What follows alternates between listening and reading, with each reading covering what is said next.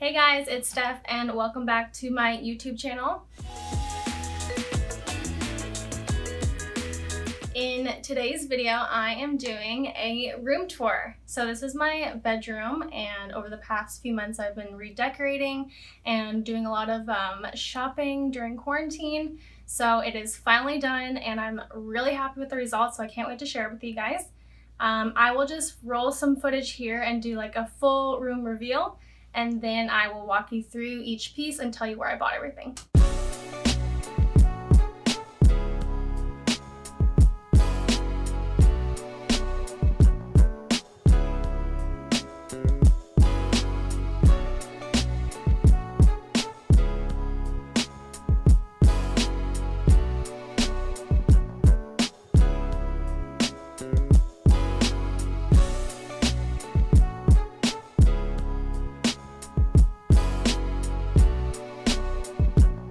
So I guess we'll start with the biggest piece of furniture in our room, which is our bed. And all of the bedding is actually from HomeGoods. So this is our quilt or comforter. This is our comforter.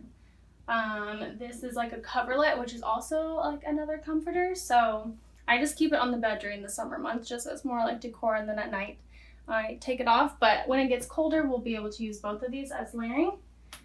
And then these amazing pillows. I did a HomeGoods haul a few videos ago.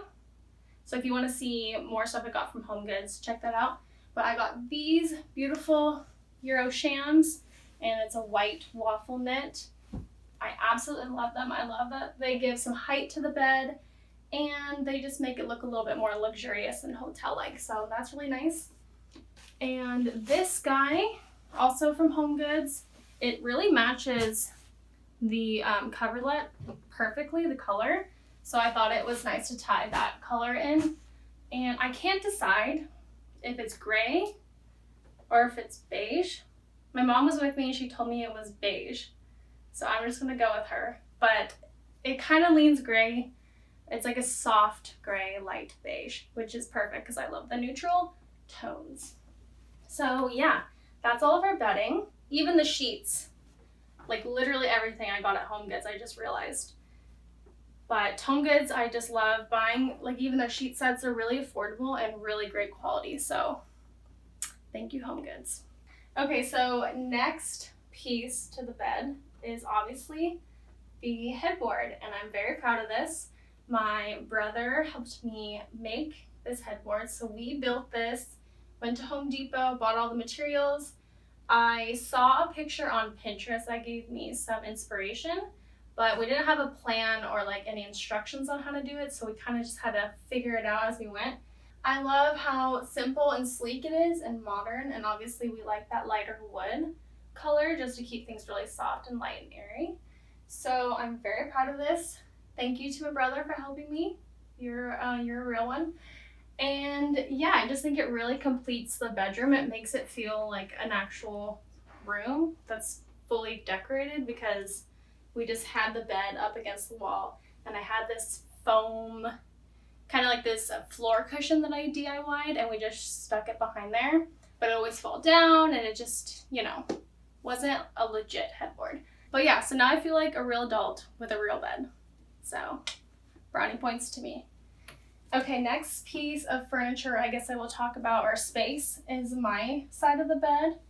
This is a nightstand that I actually also built. And Nate, my husband, found these, little backstory. We sold all of our furniture because I knew that I wanted to redecorate. And I didn't really have things in mind that I wanted to buy, but I figured I hate everything right now. Let me just sell it all so I don't have to look at it anymore. That's just very my personality. It's if I don't like something, I'm just off with your head. And or if I don't like something, I'm just let's get rid of it immediately. So I have zero patience for things I don't like. And anyway, so we were looking for new nightstands because I sold them. And Nate, my husband, was looking on Etsy, and he found these really cool, chunky, thick, white nightstands.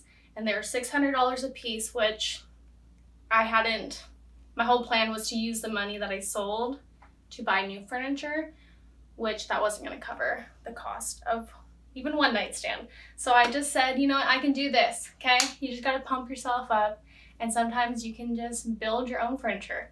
It's not like I really know what I'm doing. I just kind of figured it out. So this is the end result. It'll look very similar to the picture. Maybe I could insert the inspo and then mine.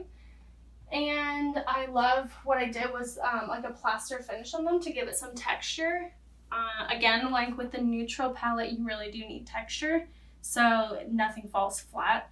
But I think that they're just so like substantial, and they really just kind of ground the space on either side of the bed. And then I have, you know, just some little things here. This is some room spray that I made I sprayed at night. I have this little dish for some jewelry or whatever when I'm getting ready. And this dish as well. This is from Anthropology. I got it years ago. But I just keep it here, and I kind of put like hair ties or clips or whatever at the end of the day, and then when I get up in the morning I'll put them back away. But this is my favorite lip mask. What are you? Lip sleeping mask, and I put this on almost every night, and I love that guy. Just a little candlestick that I thrifted. This is a canvas, like a piece of art that I DIY'd. Also, it is conveniently hiding our air conditioning unit, which is a total eyesore. So I just try and lean this here. It's not perfect. It doesn't like perfectly cover, but you know, from a glance you don't really notice. It's fine. And then this is actually from my grandma, so thanks Grandma. She was moving or she sold her house and was not buying a new one, so she had to downsize a ton. So she was just getting rid of stuff, so I really scored. It felt like I was at the thrift store for free, so it was great. And then a couple books stacked, so it is like it kind of simple, clean with a little bit of decor elements in there. And I should also mention these amazing wall sconces. I bought these off of Amazon, and we actually have them connected to our Amazon Dot. I won't say her name, but it's really convenient at night when you just tell her to turn it on or turn it off or whatever. And the lights, you can actually dim them as well. So that's really nice, because I don't like any light at night. I'm very sensitive to the light. It needs to be very dark or very dim in order for me to like fall asleep. Okay, moving on. We will talk about this guy here. I'm sure you've seen the whole DIY foam mirrors on Instagram. They're blowing up, and of course, what else am I gonna do but a DIY project when I'm stuck at home? So I bought some foam insulation from Home Depot, and that was a fun project. However, the color that the foam was like neon yellow, like bright yellow, which was, you know, could work in some spaces, but for mine it was just too bright. So I actually spray painted it this ivory color, which was also a major fail.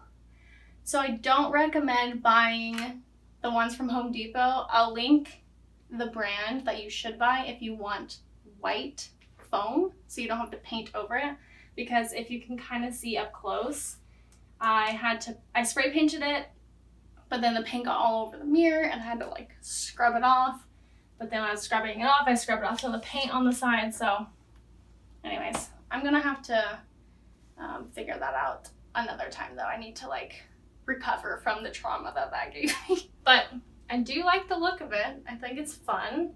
It's not like my forever mirror. I was kind of over the mirror anyway, and I saw, why not just give it a shot. One more thing I will say about this mirror is that we do want to hang it on the wall, because my husband's very tall, and literally like every mirror in our apartment like comes up to his chest, so he can't even like see his face, which is kind of disappointing, or it's very upsetting. So anyways, we want to raise it, but I will be real with you guys and show you that behind the mirror I have literally all this stuff just hiding behind.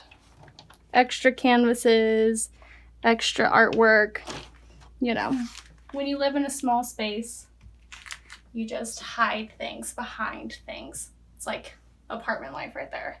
If you can relate, let me know in the comments. This rug is very soft.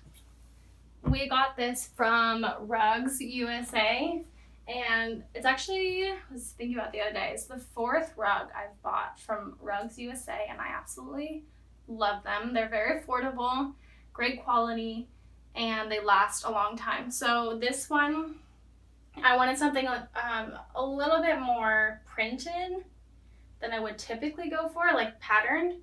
But I didn't want like anything super Parisian or super Moroccan. So I feel like this is a nice blend of both those styles with it being neutral. And it's definitely more yellow than it comes off on the website. So I'll link it down below for you guys. Just know that it's actually like yellow and gray instead of beige, which is what it says on the website.